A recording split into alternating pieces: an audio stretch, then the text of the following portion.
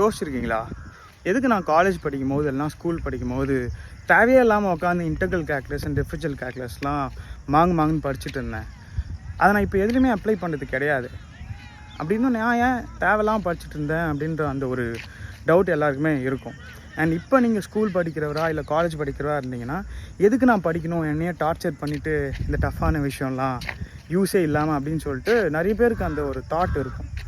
I think work and application இதெல்லாமே தாண்டி இது மாதிரி டஃப் கேல்குலேஷன் சால்வ் பண்ணுறது நமக்கு ஒரு லைஃப்பில் ஒரு இன்வேல்யூபிளான ஒரு விஷயத்தை தரும். அது என்னென்னா கான்ஃபிடென்ஸ்.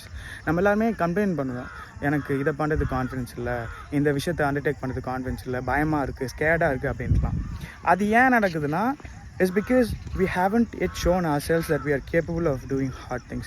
நம்ம ஒரு ஹார்ட் திங் இது மாதிரி ஒரு விஷயத்தை அக்கம்ப்ளிஷ் பண்ணும்போது will get some level of confidence. அந்த கான்ஃபிடென்ஸை வச்சு தான் லைஃப்பில் இன்னும் பெரிய பெரிய விஷயத்தை பண்ணுறதுக்கான அந்த ஒரு கான்ஃபிடென்ஸ் நம்ம எல்லாத்துக்குமே வரும். எல்லாம் will keep downgrading our potential. நம்ம அந்த கான்ஃபிடென்ஸ் வரணும்னா we have to show ourselves proof that we are capable of doing hard things. So do hard things, show yourselves that you are capable.